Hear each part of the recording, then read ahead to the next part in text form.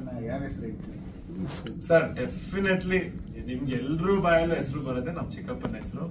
And ನಮ್ ದೊಡ್ಡಪ್ಪನ ನಾನು ತುಂಬಾ ಅಬ್ಸರ್ವ್ ಮಾಡ್ತೀನಿ, ಯಾಕಂದ್ರೆ ಅವ್ರ ಕೆಲವು ಸ್ಟೈಲಿಂಗ್ಸ್ ತುಂಬಾ ಡಿಫ್ರೆಂಟ್ ಆಗಿರುತ್ತೆ. ಇಬ್ರದ್ದು ಅವ್ರ ಓನ್ ಪರ್ಸನಾಲಿಟೀಸ್ ಇದೆ. ಬಟ್ ನನ್ಗೂನು ಮುಂಚೆಯಿಂದ ಏನಂದ್ರೆ ಯಾವತ್ತಿದ್ರು ಅವ್ರನ್ನ ಕಾಪಿ ಮಾಡ್ಬೇಕು. Arjun master, fight master, choreographer Mohan master specific ಆಗಿ ನನ್ಗೆ ಯಾವ್ದು ಸೂಟ್ ಆಗುತ್ತೆ, ನನ್ಗೆ ಯಾವ್ದು ಚೆನ್ನಾಗಿ ಕಾಣಿಸುತ್ತೆ ಅಂತ ನಾವು ರಿಹರ್ಸಲ್ಸ್ ಮಾಡಿದಾಗ ಅದನ್ನ ಐಡೆಂಟಿಫೈ ಮಾಡ್ಕೊಂಡು ಅದನ್ನ ನಾವು ಫಿಲ್ಮ್ ಮಾಡ್ತೀವಿ. ಸರ್, ಅಣ್ಣನ ಸಜೆಷನ್ಸ್? ನಮ್ಮ ಅಣ್ಣ ನಾನು ಫಸ್ಟ್ ಇಂದಾನು ನಾನು ಎಲ್ಲಾ ವಿಷಯದನ್ನು ಡಿಸ್ಕಸ್ ಮಾಡ್ತೀನಿ ನಮ್ಮ ಅಣ್ಣನ ಜೊತೆ. ಇನ್ಫ್ಯಾಕ್ಟ್ ನಾನು ಫಿಲ್ಮ್ಗೋಸ್ಕರ ನಾನು ಟ್ರೈನಿಂಗ್ ಶುರು ಮಾಡಿದಾಗ್ಲೂ ಅವ್ನ್ ಮಾಡಿದ ಮಿಸ್ಟೇಕ್ಸ್ ನ, ಅವ್ನ ಆಕ್ಟಿಂಗ್ ನ ಹೆಂಗ್ ಇಂಪ್ರೂವ್ ಮಾಡ್ಕೊಂಡ ಆ ಎಲ್ಲ ಟಿಪ್ಸ್ ನನಗೆ ಹೇಳ್ತೀನಿ. ನಾನು ಇವಾಗ್ಲೂ ಯಾವ್ದಾದ್ರು ಸೀನ್ ಇದೆ ನಾನು ಯಾವಾಗ್ಲೂ ಅವನ ಸಜೆಷನ್ಸ್ ಕೇಳ್ತಾ ಇರ್ತೀನಿ. ಅವ್ನ್ ರೆಗ್ಯುಲರ್ ಆಗಿ ಹೇಳ್ತಾನೆ. ಇಲ್ಲಿ ನಿಮ್ಮ ಮಿಸ್ಟೇಕ್ಸ್ ಏನಾದ್ರು ಅನುಭವಕ್ಕೆ ಬಂದಿದೆಯಾ?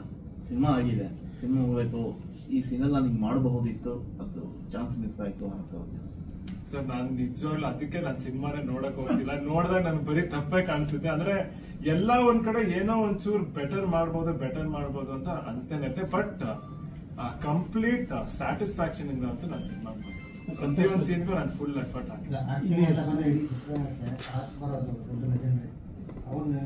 ಯಾಕಂದ್ರೆ ಅಪ್ಪ ಚಿಕ್ಕಪ್ಪ ದೊಡ್ಡಪ್ಪಲ್ಲ, ಆಮೇಲೆ ಅವರು ಮೂಲ ಇಡೀ ಚಿತ್ರರಂಗಕ್ಕೆ ಮೂಲ.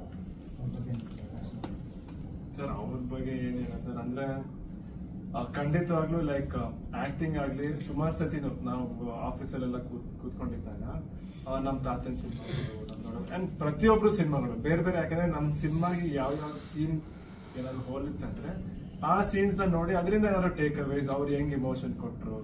ಅಂಡ್ ಮುಂಚೆ ನಡೀತಿದ್ದು ಆಕ್ಟಿಂಗು, ಪರ್ಫಾರ್ಮೆನ್ಸ್, ಸಿನಿಮಾ ಸ್ಟೈಲ್ ಇವಾಗಿನ್ಗೆ ತುಂಬಾ ವ್ಯತ್ಯಾಸ ಇದೆ.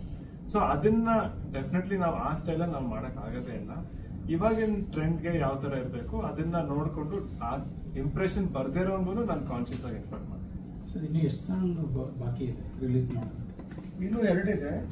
ಒಂದು ಮುಂದಿನ ಸೋಮವಾರ ಬರುತ್ತೆ, ಒಂದು ರಿಲೀಸ್ ಆದ್ಮೇಲೆ ಬರುತ್ತೆ. ಅದರಲ್ಲಿ ರಿಲೀಸ್ ಆದ್ಮೇಲೆ ಬರೋ ಸಾಂಗ್ ಅಲ್ಲಿ ಸ್ವಲ್ಪ ಕತೆ ರಿವೀಲ್ ಆಗೋ ತರ ಇದೆ. ಅದರಿಂದ just hold it after release. ಈ ಹಾಸ್ಪಿಟಲ್